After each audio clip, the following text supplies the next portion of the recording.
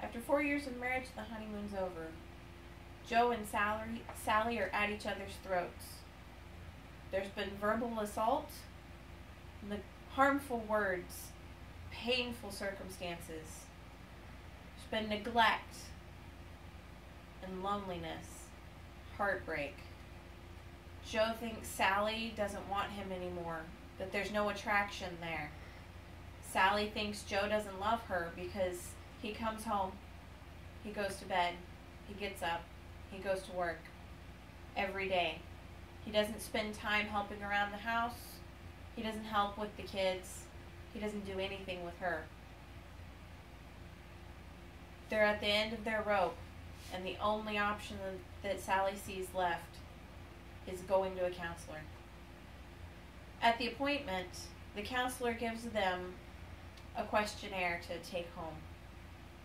The questionnaire is from Gary Chapman, who has 30 years experience in dealing with the issues of communication between couples. The book that he wrote is called The 5 Love Languages. The first love language is words of affirmation, saying things like, "Thank you for taking out the trash," "I love you," and "You look really beautiful today," are all words of affirmation that make the person with the love language of affirmation feel loved and respected. Acts of service is the second love language. Doing things like the dishes, going grocery shopping, mowing the lawn, taking out the trash, taking the kids to practice. They help lighten the load and make sure that the person whose acts of service love language feels appreciated. The third love language is receiving gifts. It's not an expensive item or jewelry. It's the thought that counts. A handmade card, a written note with a child's lunch. For someone whose love language is receiving gifts, any small token that reminds them of the person that they love shows them that they're cared about. The fourth love language is quality time. This requires complete and undivided attention.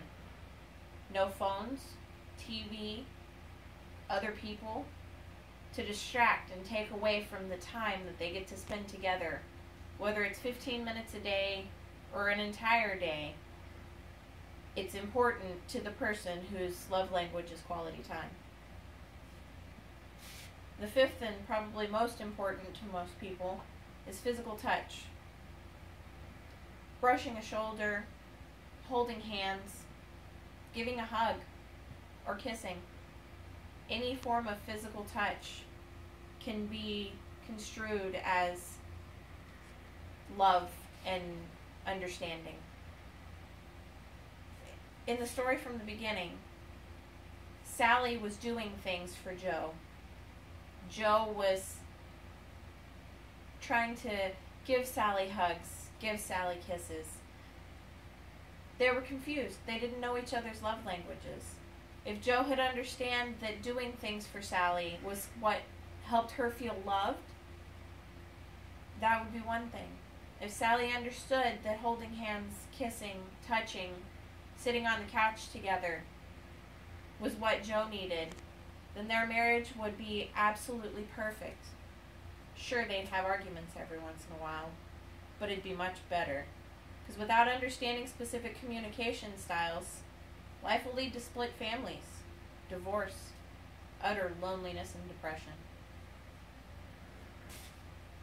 The way to fix these? Focus on the family. It's a website that you can go to and take the date night challenge for couples. Or you can purchase or check out the 5 love languages from your local library. Read it. Go through it with your family, with your friends. Follow each step. Make sure that you understand exactly what it is that your loved one needs in order to feel the most love and compassion that they possibly can.